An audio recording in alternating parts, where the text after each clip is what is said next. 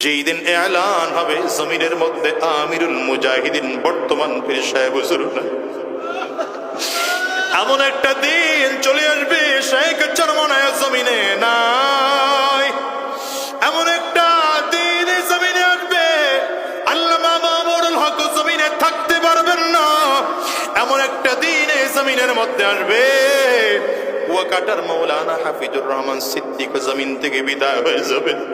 এমন একটা দিন এই জমিনের মধ্যে আসবে আল্লামা খালিদ সাইফুল্লাহ আইয়ুবী জমিন থেকে বিদায় হবে।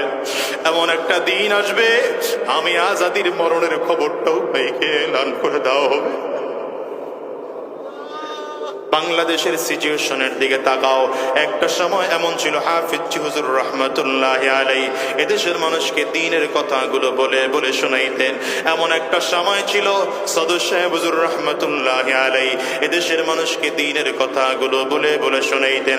এমন একটা যুগ ছিল মুফতি আমিনী রহমাতুল্লাহি আলাইহি এদেশের মানুষকে দ্বীনের দাওয়াত দিয়ে দিয়ে শোনাইতেন। এমন একটা সময় ছিল দ্বীনের কথাগুলো বলে শাইখুল হাদিস আল্লামা আজিজুল হক রহমাতুল্লাহি আলাইহি শোনাইতেন। এমন একটা সময় ছিল রে যুবক, যেই সময় চরমনাইর ইসহাক রহমাতুল্লাহি আলাইহি এদেশের মানুষকে দ্বীনের কথাগুলো বলে বলে শোনাইতেন। এমন একটা সময় ছিল দুনিয়ার মুসলমান, চট্টগ্রামের বীর, চট্টগ্রামের মুরব্বী, গোটা বাংলাদেশের মুরব্বী শাইখুল ইসলাম আল্লামা শাহ আহমদ শফি রহমাতুল্লাহি আলাইহি এদেশের মানুষকে দ্বীনের কথাগুলো বলে বলে শোনাইতেন। আল্লাহর বান্দাও জমিন থেকে বিদায়। এমন একটা সময় ছিল আল্লামা জুনাইদ বাবু নগরী রহমাতুল্লাহি আলাইহি এদেশের মানুষকে দ্বীনের কথাগুলো বলে বলে শোনাইতেন। এদেশের মানুষকে দ্বীনের কথাগুলো বলে বলে শোনাইতেন। চরমনাইয়ের কালুমানি সৈয়দ ফজলুল করিম রহমাতুল্লাহি আলাইহি যুগের পরিবর্তনে আল্লাহর বান্দাও জমিন থেকে বিদায় হয়ে গেলেন। আমি তো বলি, মাঝে মাঝে বলি, আজকেও বলে যে এই চেয়ারগুলোতে তো আমরা আসলে বসার যোগ্যতা রাখি না। বসলাম কেন জানো? কাব্বারানি মাউতুল কুবারা, বড়রা নাই এই জন্য আমরা অযোগ্যরা সেই চেয়ারগুলো দখল করেছি। বাজানরে এমন একটা দিন এই যুগের মধ্যে, এই যুগে এমন একটা সময় চলে আসবে যেই দিন এলান হবে জমিনের মধ্যে আমিরুল মুজাহিদিন বর্তমান পীর সাহেব হুজুর। এমন একটা দিন চলে আসবে শেখ চরমনায় জমিনে নাই। এমন একটা দিন জমিনে আসবে আল্লামা মামুনুল হক জমিনে থাকতে পারবেন না। এমন একটা দিন জমিনের মধ্যে আসবে ওয়াকাটার মাওলানা হাফিজুর রহমান সিদ্দিক জমিন থেকে বিদায় হয়ে যাবে। এমন একটা দিন জমিনের মধ্যে আসবে আল্লামা খালিদ সাইফুল্লাহ আইয়ুবী জমিন থেকে বিদায় হবে। এমন একটা দিন আসবে আমি আজাদির মরণের খবরটাও পাইকে এলান করে দেওয়া হবে। ওরে যুবক, দিলের কান লাগায় শোনো, এই দুনিয়ায় কেউ থাকতে পারে নাই, তুমি আর আমিও পারবো না। আমি তো বলি আমরা ধীরে ধীরে ধীরে ধীরে মুরব্বী হারা হয়ে যাচ্ছি। মুরব্বীরা আমাদেরকে ছেড়ে ধীরে ধীরে রবের কাছে চলে যাচ্ছে। আর এমন করতে করতে এমন একটা সময় আসবে যেদিন উলামায়ে কেরাম সমাজের মধ্যে থাকবেন না। গোটা সমাজ থেকে আল্লাহ তাআলা উলামায়ে কেরামদেরকে উঠিয়ে নিবেন। সেই দিন আল্লাহ পাকের ইলমও উঠে যাবে। সেই দিন গোটা পৃথিবীর মধ্যে আর আলেম থাকবে না, দিনদার সেদিন থাকবে না, কোরআনওয়ালা সেদিন থাকবে না, ঈমানওয়ালা সেদিন থাকবে না। মনে রাখবা, সেই দিন যদি ঈমানদার না থাকে, কোরআনওয়ালা না থাকে, এই দুনিয়া আর থাকবে না, কিয়ামত হয়ে যাবে। আমার নবী জমিন থেকে বিদায় নেওয়ার পরে সাহাবায়ে কেরাম এই নবীর কাজ শুরু করলেন, দ্বীনের দাওয়াত দিতে আরম্ভ করলেন। কারণ আমার নবীর পরে আর কোন নবী গোটা জমিনের মধ্যে আসবে না। এই জন্য সাহাবায়ে কেরাম দেখলেন নবী যখন জমিন থেকে বিদায় হয়ে গেল, দ্বীনের দাওয়াত বন্ধ করা যাবে না। কোরআনের তালিম, কোরআনের দাওয়াত গোটা জাতির মাঝে দিতে শুরু করলেন। আবার সাহাবায়ে কেরামদেরকে যারা অনুসরণ করতে শুরু করলো, গোটা সমাজের মধ্যে এরা তাবেঈন হয়ে গেল। ধীরে ধীরে ধীরে ধীরে সাহাবায়ে কেরাম জমিন থেকে বিদায় নিয়ে নিলেন। এখন তাবেঈন গোটা সমাজের মাঝে দ্বীনের দাওয়াত দিতে শুরু করলেন। যুগের পরিবর্তনে তাবেঈনরাও জমিন থেকে বিদায়। তাবেঈনদেরকে যারা অনুসরণ করতেন তারা তাবেঈন, তারা এখন দ্বীনের দাওয়াত দিতে শুরু করলেন। যুগের পরিবর্তনের কারণে তাবিনরাও জমিন থেকে বিদায় হয়ে গেলেন। এমন একটা সময় ছিল যেই যুগে আইম্মায়ে মুজতাহিদিন দেশের মানুষকে দ্বীনের দাওয়াত দিয়ে শোনাইতেন, গোটা পৃথিবীর মানুষকে তারা দ্বীন শিখিয়েছেন। তারা বিদায় নেওয়ার পরে উলামায়ে মুতাকাদ্দিমিন গোটা পৃথিবীর মানুষকে দ্বীন শিখিয়েছেন। তারা বিদায় নেওয়ার পর উলামায়ে মুতাআখিরিন গোটা পৃথিবীর মানুষকে দ্বীনের দাওয়াত দিয়ে কোরআন শিখিয়েছে। শুধু তাই নয়, হুয়াল্লাযী বা'আসা ফিল উম্মিয়িনা রাসূলা হুয়াল্লাযী বা'আসা ফিল উম্মিয়িনা রাসূলাম মিনহুম ইয়াতলু আলাইহিম আয়াতি। আমি আমার মূর্খদের মাঝে আমার নবীকে পাঠাইলাম। আমার নবীর প্রথম দায়িত্ব হলো কোরআনুল কারীম তেলাওয়াত করে গোটা জাতিকে তারা শোনাবে। আমার নবীকে আল্লাহ তাআলা জমিনের মধ্যে পাঠিয়েছেন। নবীর প্রধান দায়িত্ব, প্রধান কাজ হলো জাতিকে কোরআনুল কারীমের তিলাওয়াত করে করে শোনানো, কোরআনের তিলাওয়াত গুলো শেখানো। তার মানে আল্লাহ তাআলা প্রথমেই বুঝাইতে চাইলেন, দুনিয়ার মানুষ, যদি আমার খুব প্রিয় বান্দা হতে চাও তাইলে কোরআনের বিকল্প নাই। এজন্য মানুষ যদি মানুষ হতে চাও তাইলে এক নম্বর আকল দিয়ে গুনাহ থেকে বেঁচে থাকো। যদি আকল গুনাহ থেকে বেঁচে থাকার জন্য যথেষ্ট না হয়, আল্লাহ বলেন তাইলে আমি আল্লাহ তাআলা 30 পারাওয়ালা কোরআন তোমার কাছে দিলাম, 114 সূরাওয়ালা কোরআন তোমার সামনে দিলাম। এই কোরআনুল কারীম যদি না বোঝো তাইলে আমার নবীকে তোমার কাছে পাঠাইলাম। নবীর মাধ্যমে কোরআন বুঝে বুঝে বুঝে বুঝে তারপরে আমল করে জান্নাতি হইয়া জমিন থেকে বিদায় নাও। এই কোরআন নাজিল হওয়ার পরে একদল ইমানদার হয়ে গেলেন আর একদল বেঈমান হয়ে গেল। এই কোরআন নাজিল হওয়ার পরে আবু বকর সিদ্দিক রাদিয়াল্লাহু আনহুর মতো মানুষ পৃথিবীর দামি মানুষ হয়ে গেলেন। নামে কাছাকাছি মিল থাকলেও আবু জাহাল কিন্তু জাহান্নামের আসামি হয়ে গেল।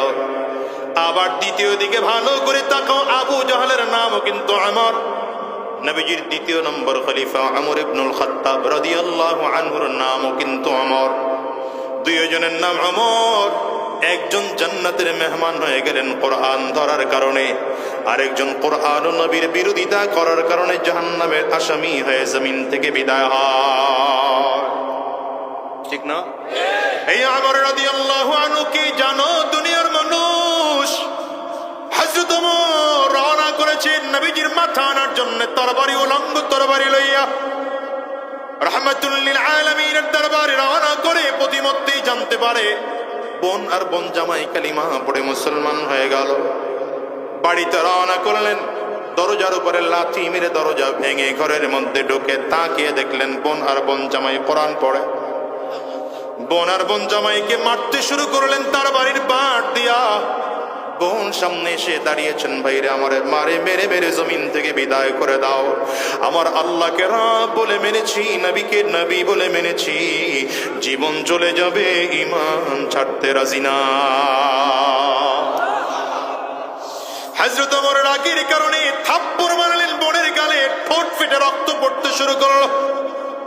বোনের রক্তের দিকে তাকিয়ে হযরত ওমরের শরীরটা নিস্তেজ হয়ে গেল, চোখ দিয়ে পানিগুলো পড়তে শুরু করলো। ডেকে বলল, বোন রে, যে কোরআন এতক্ষণ তোরা পড়তেছিলিস, আমার একটু কোরআনের পৃষ্ঠা বা পাতাটা দেওয়া যাবে নাকি? বোন বলে, তুমি নাপাক অবস্থায় কাউকেও দেওয়া যাবে না। হযরত ওমর তাড়াতাড়ি করলে গোসল করলেন, ওযু করলেন, পবিত্র হয়ে কোরআনের পৃষ্ঠা হাতের মধ্যে নিয়ে তিলাওয়াত করতে শুরু করলেন। তিলাওয়াত ধীরে ধীরে বাড়ায়, চোখ দিয়ে পানিগুলো টপ টপ করে করে গাল বেয়ে বেয়ে বেয়ে পড়ে। পৃষ্ঠাটা বুকের সাথে লাগাইয়া বোনের হাতটা ধরে ডেকে বলে, বোন, এই কোরআনের তিলাওয়াত যেতে হয়, আর দেরি করা যাবে না, আর দেরি করা যাবে না, আমার একটু সেখানে নিয়ে চল না, কোথায় কোরআনের তিলাওয়াতের প্রশিক্ষণ দেওয়া হয়। ধীরে ধীরে বোন আর বোন জামাইকে দুই পাশে নিয়ে নবীজির দরবারে রওনা করতে শুরু করেছেন। রাহমাতুল লিল আলামিন দূর থেকে তাকিয়ে দেখেন ওমর সামনের দিকে আগাইতেছে। নবীজি বসার থেকে দাঁড়িয়ে গিয়েছেন, ওমর একদম সামনে এসে দাঁড়ালো। আমার নবী ডান হাতের শাহাদাত আঙ্গুল দিয়ে হযরত ওমরের কোমরের মধ্যে হালকা করে ধাক্কা দিয়েছে আর বলে, আমন রে কেন আসছো? হযরত ওমর চোখ দিয়ে পানি ফেলে কান্না করতে করতে নবীজির পায়ের কাছে জমিনের মধ্যে বসে পড়েছেন। নিজের তরবারিটা নবীজির পায়ের সামনে বিছায়া দিয়ে ডাক দেয়, পয়গম্বর, এই তরবারি এতদিন কোরআনের বিরুদ্ধে চলেছে, ইসলামের বিরুদ্ধে চলেছে, বেঈমানদের পক্ষে চলেছে। আজকে থেকে এই তরবারি বেঈমানদের বিরুদ্ধে আর বেঈমানদের পক্ষে চলবে না, ইসলামের পক্ষে, কোরআনের পক্ষে, দ্বীনের পক্ষে চলবে। হযরত ওমর হাতটা বাড়িয়ে দিলেন, পয়গম্বর হাত বাড়িয়ে দিলাম, কালিমা পড়ে দেন, মুসলমান হয়ে যাব। এ দুনিয়ার মুসলমানেরা নামে তো ঠিকই মিল আছে, এক ওমর হলো আবু জাহাল, আরেক ওমর হলো ওমর ইবনুল খাত্তাব। এক ওমর জাহান্নামের আসামি হয়ে গেল, আরেক ওমর আল্লাহর জান্নাতের মেহমান হয়ে জমিন থেকে বিদায় নিল।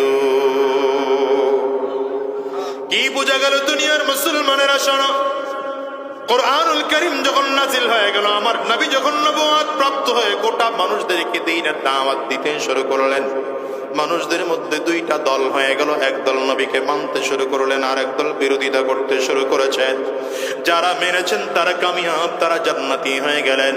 মনে রাখবেন সাহাবায়ে কেরাম আল্লাহ তাআলার যখন আল্লাহ পাকের উপরে ঈমান এনে আল্লাহকে রব বলে মেনে নিলেন, আমার নবী 10 জন সাহাবীকে জান্নাতের সার্টিফিকেট দিয়েছেন নিজের জীবদ্দশায়। শুধু 10 জন সাহাবীকে জান্নাতের সার্টিফিকেট নয়, বরং আমার নবী আরো সার্টিফিকেট দিলেন। বদরের ময়দানে যারা হাজির হয়েছে, আল্লাহ তাদের জিন্দেগির গুনাহগুলো মাফ করে দিলেন। উহুদের যুদ্ধে যেই সকল সাহাবায়ে কেরাম হাজির হয়েছে, আবার আল্লাহ তাদের গুনাহ মাফ করে দিলেন। খন্দকের যুদ্ধে যতজন সাহাবী হাজির হয়েছেন, আবার আল্লাহ তাআলা তাদের গুনাহ মাফ করে দিলেন। বায়াতুর রিদওয়ানে আমার নবীর হাতের উপরে হাত দিয়ে যারা কালিম ধীরে ধীরে করে শপথ করেছিলেন, আল্লাহ তাআলা তাদের জিন্দেগির গুনাহ মাফ করার ঘোষণা দিলেন। শুধু তাই নয়, আমার আল্লাহ তাআলা সব সাহাবীদের ব্যাপারে ঘোষণা দিলেন, রাদিয়াল্লাহু আনহুম ওয়া রাদু আন, আল্লাহ তোমাদের প্রতি সন্তুষ্ট, তোমরাও আল্লাহ পাকের প্রতি সন্তুষ্ট। একটা বারের জন্য হিসাব নিলাও, আমার নবী জমিন থেকে বিদায় নেওয়ার পরে সাহাবায়ে কেরাম এই নবীর কাজ শুরু করলেন, দ্বীনের দাওয়াত দিতে আরম্ভ করলেন। কারণ আমার নবীর পরে আর কোন নবী গোটা জমিনের মধ্যে আসবে না। এই জন্য সাহাবায়ে কেরাম দেখলেন নবী যখন জমিন থেকে বিদায় হয়ে গেল, দ্বীনের দাওয়াত বন্ধ করা যাবে না। কোরআনের তালিম, কোরআনের দাওয়াত গোটা জাতির মাঝে দিতে শুরু করলেন। আবার সাহাবায়ে কেরামদেরকে যারা অনুসরণ করতে শুরু করলো, গোটা সমাজের মধ্যে এরা তাবেঈন হয়ে গেল। ধীরে ধীরে ধীরে ধীরে সাহাবায়ে কেরাম জমিন থেকে বিদায় নিয়ে নিলেন। এখন তাবেঈন গোটা সমাজের মাঝে দ্বীনের দাওয়াত দিতে শুরু করলেন। যুগের পরিবর্তনে তাবেঈনরাও জমিন থেকে বিদায়। তাবেঈনদেরকে যারা অনুসরণ করতেন, তারা তাবেঈন, তারা এখন দ্বীনের দাওয়াত দিতে শুরু করলেন। যুগের পরিবর্তনের কারণে তাবেঈনরাও জমিন থেকে বিদায় হয়ে গেলেন। এমন একটা সময় ছিল যেই যুগে আইম্মায়ে মুজতাহিদিন দেশের মানুষকে দ্বীনের দাওয়াত দিয়ে শোনাইতেন। গোটা পৃথিবীর মানুষকে তারা দ্বীন শিখিয়েছেন। তারা বিদায় নেওয়ার পরে উলামায়ে মুতাকাদ্দিমিন গোটা পৃথিবীর মানুষকে দ্বীন শিখিয়েছেন। তারা বিদায় নেওয়ার পর উলামায়ে মুতাআখিরিন গোটা পৃথিবীর মানুষকে দ্বীনের দাওয়াত দিয়ে কোরআন শিখিয়েছে। শুধু তাই নয়, বাংলাদেশের সিচুয়েশনের দিকে তাকাও। একটা সময় এমন ছিল, হাফিজ হুজুর রহমাতুল্লাহি আলাইহি এদেশের মানুষকে দ্বীনের কথাগুলো বলে বলে শোনাইতেন। এমন একটা সময় ছিল, সদর সাহেব হুজুর রহমাতুল্লাহি আলাইহি এদেশের মানুষকে দ্বীনের কথাগুলো বলে বলে শোনাইতেন। এমন একটা যুগ ছিল, মুফতি আমিনী রহমাতুল্লাহি আলাইহি এদেশের মানুষকে দ্বীনের দাওয়াত দিয়ে দিয়ে শোনাইতেন। এমন একটা সময় ছিল, দ্বীনের কথাগুলো বলে শাইখুল হাদিস আল্লামা আজিজুল হক রাহমাতুল্লাহি আলাইহি শোনাইতেন। এমন একটা সময় ছিল রে যুবক, যেই সময় চরমনাইর ইসহাক রাহমাতুল্লাহি আলাইহি এদেশের মানুষকে দ্বীনের কথাগুলো বলে বলে শোনাইতেন। এমন একটা সময় ছিল, দুনিয়ার মুসলমান, চট্টগ্রামের বীর, চট্টগ্রামের মুরব্বী, গোটা বাংলাদেশের মুরব্বী শাইখুল ইসলাম আল্লামা শাহ আহমদ শফি রাহমাতুল্লাহি আলাইহি এদেশের মানুষকে দ্বীনের কথাগুলো বলে বলে শোনাইতেন।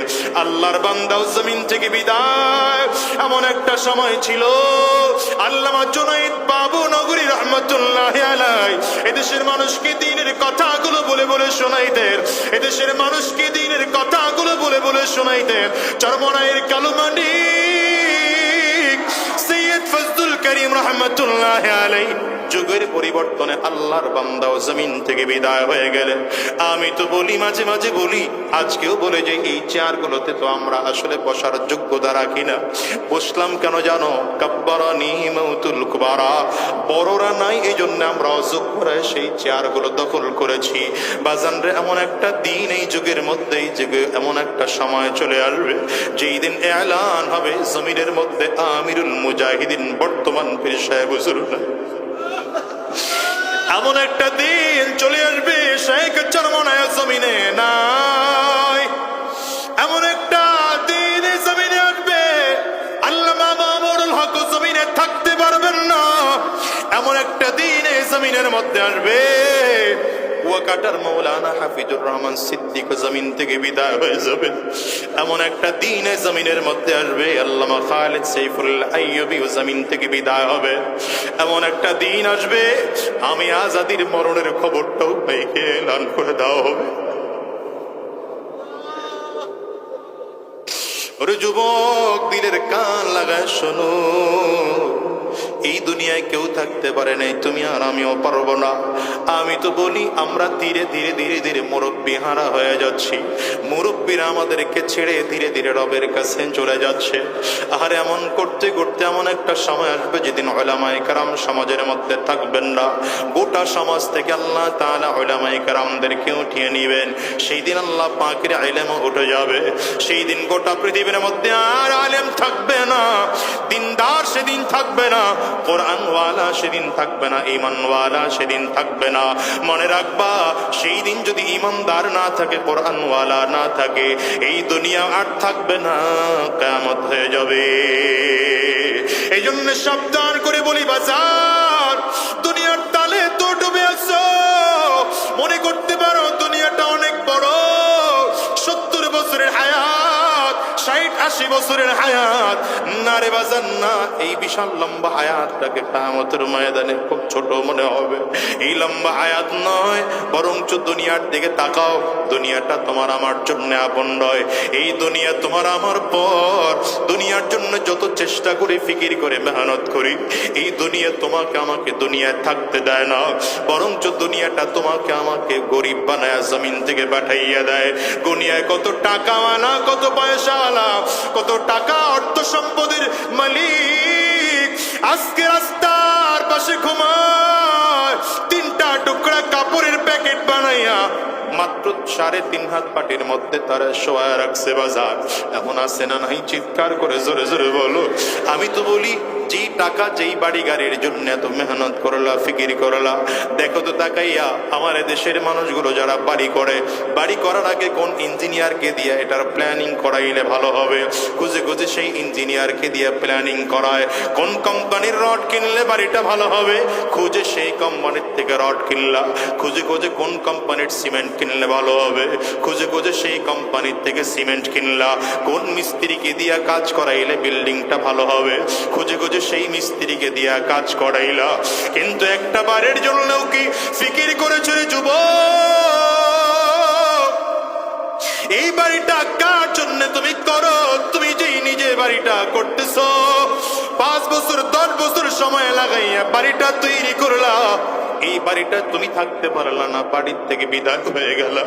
এই বাড়িটা তোমার সন্তান মালিক হয়ে সে ভোগ করতেছে, অথবা তার সন্তান মালিক হয়ে এখানে ভোগ করতেছে। আমি তো হিসাব করে দেখি, এই যে কয়েকদিন আগে আমি আর নিজের ঘর দেখতেছিলাম, বাচ্চা 2টাকে সাথে নিয়ে আমার ঘর দেখতেছি, কাজ চলতেছে। ছোট বাচ্চাটা বুঝে না, বলতে বলতে বলে ফেলছে, আব্বু মরে গেলে তো বাড়িটা আমাদেরই হবে।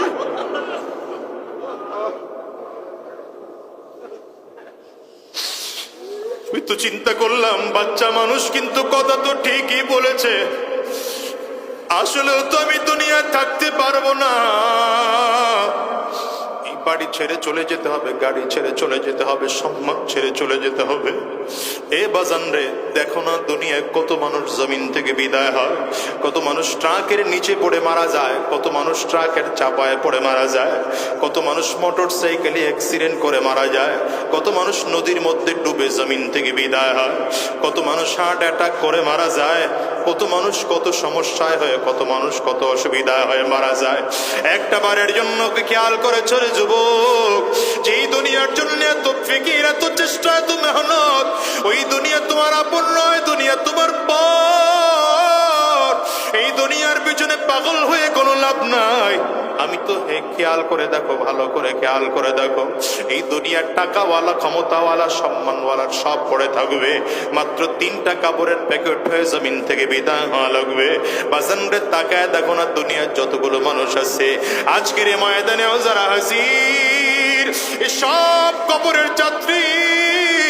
এই দুনিয়ায় কেউ চিরস্থায়ী থাকার জন্য আসে নাই রে বাজার।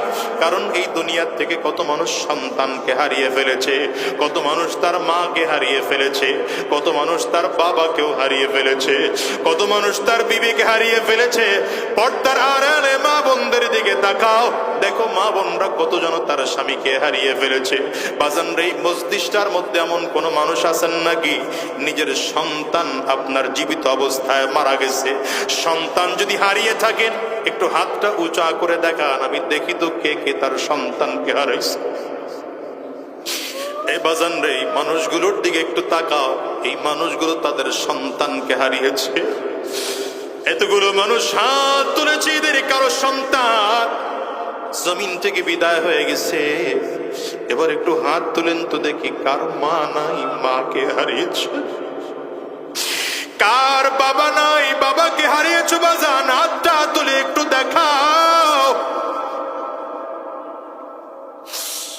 হাতগুলো তুলে রাখো বাজান, নামায় না।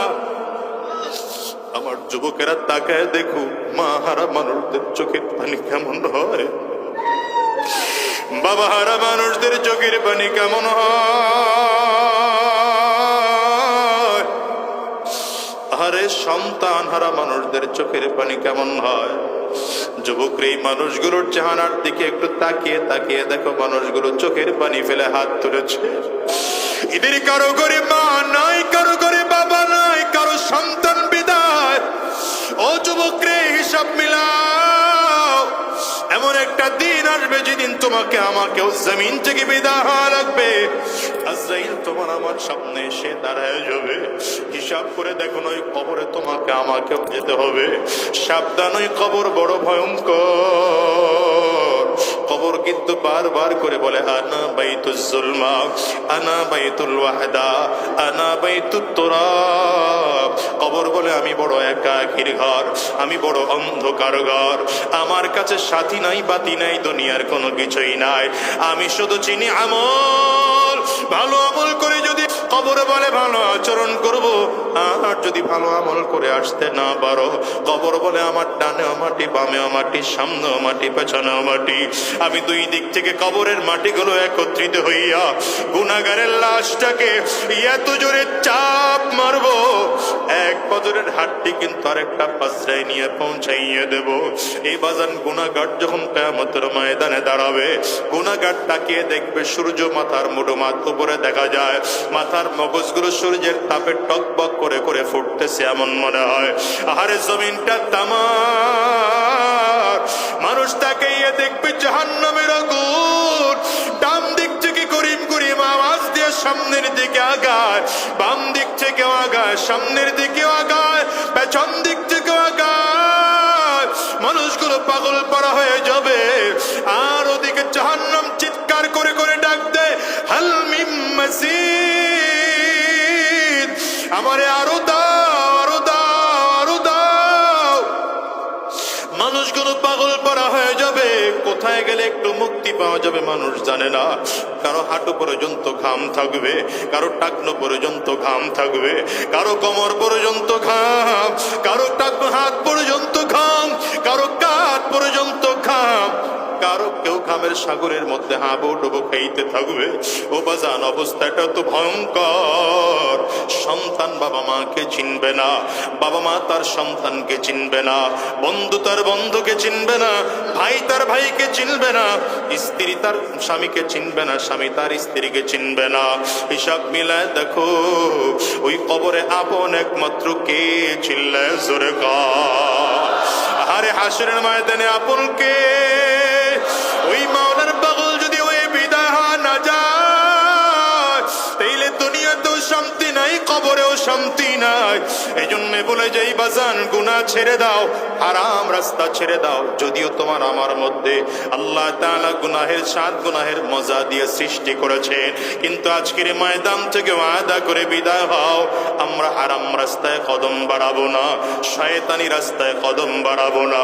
আমার মালিকের পাগল হয়ে যাব, মালিকের গোলাম হয়ে যাব। কারণ জানো কিয়ামতের ময়দানে জান্নাত ও জাহান্নামের জান্নাতের যত নাজ ও নিয়ামত হবে, সব থেকে উত্তম নিয়ামত হবে আমার মালিকের দিদার। একদল পাগল থাকবে এরা এমন, পুরো ময়দানে শুধু দৌড়াবে আর চিল্লাবে আর ডেকে ডেকে বলবে আমার মালিক কই, আমার আল্লাহ। মানুষগুলো চিল্লা চিল্লায় দৌড়াইতে দৌড়াইতে হয়রান আর পেরেশান হইয়া আল্লাহ পাকের আরশে আজিমের পায়ের মধ্যে হেলান লাগায় বসে থাকবে। আল্লাহ তাআলা ফেরেশতাদেরকে ডাকবেন, ওরা কই? আমার এই বান্দাদেরকে একটু ডাকো। বান্দাদেরকে আমার মালিকের সামনে দাঁড় করায় দেওয়া হবে। আল্লাহ তাআলা পর্দার আড়াল থেকে ডেকে বলবেন, গোলাম রে কেন দৌড়াও আর চিল্লাও? এই বান্দা বলবে, আল্লাহ তুমি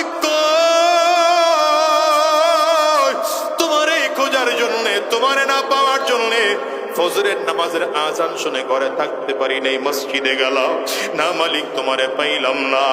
আবার জোহরে গেলাম তোমারে পাইলাম না, আবার আসরে গেলাম তোমারে পাইলাম না, মাগরিবে আবার গেলাম পাইলাম না, ইশায় আবার গেলাম মালিক তোমারে পাইলাম না। ওগো দয়ার আল্লাহ, কোথায় গেলে তোমারে পাবো? পাওয়ার জন্য রাতের অন্ধকারে যায় নামাজ বিছাইয়া তাহাজ্জুদ নামাজের মধ্যে দাঁড়ায় গেছি, মালিক তাও তোমারে পাই না। তোমারে পাওয়ার জন্য টঙ্গীর ইজতেমার ময়দানে 3 দিন গিয়ে পড়েছিলাম না, তোমারেও গিয়া সেখানে পাই নাই।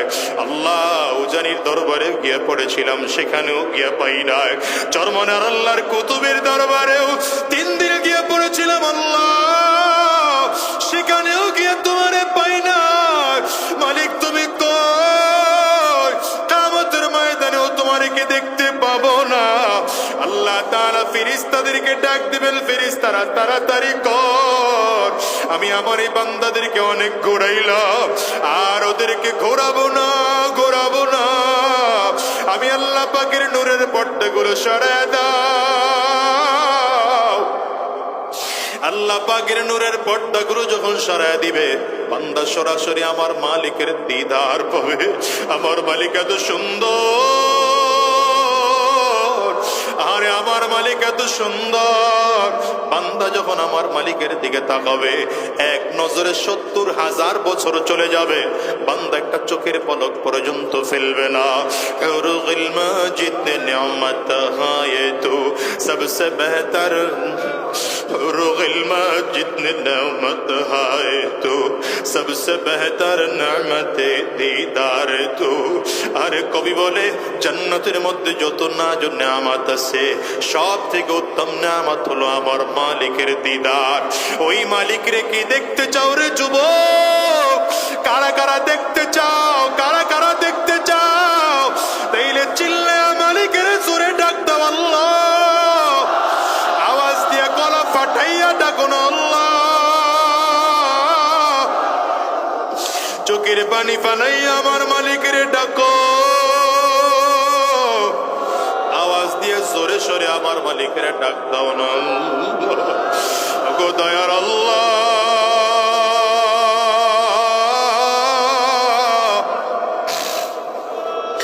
আল্লাহ তোমার গোলামদেরকে একটু তাকাও, তাকাইয়া দেখো তোমার গোলামদের চোখের কোটায় পানি, কারো চক্ষু দুইটা লাল।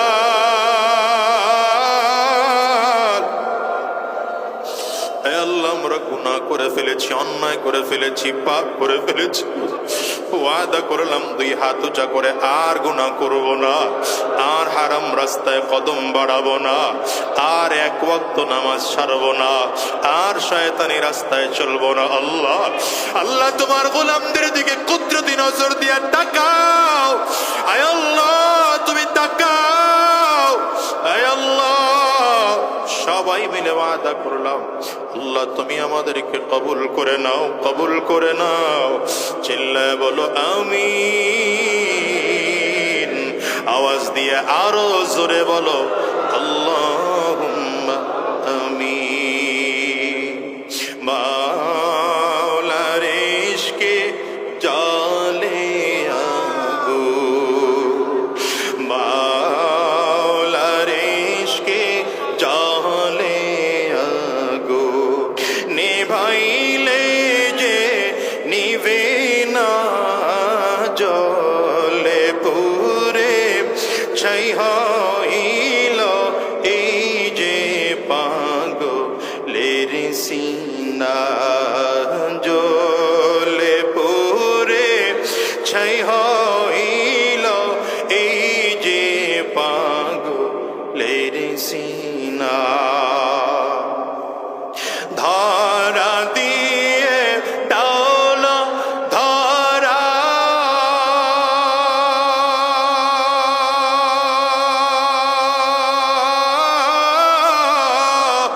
কাছে থেকেও দাও না সারা, ধরা দিয়ে দাও না ধরা,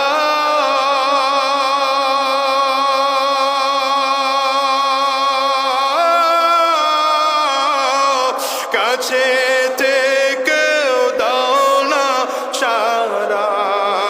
আমার এই বুকেতে বইছে খরা, এই বুকেতে বইছে খরা, না পাওয়ারি যাত না, জলে পুরে ছাই হইল এই যে পাগলের সিনা, জলে পুরে ছাই হইল এই যে পাগলের সিনা, জলে পুরে ছাই হইল এই যে পাগলের সিনা।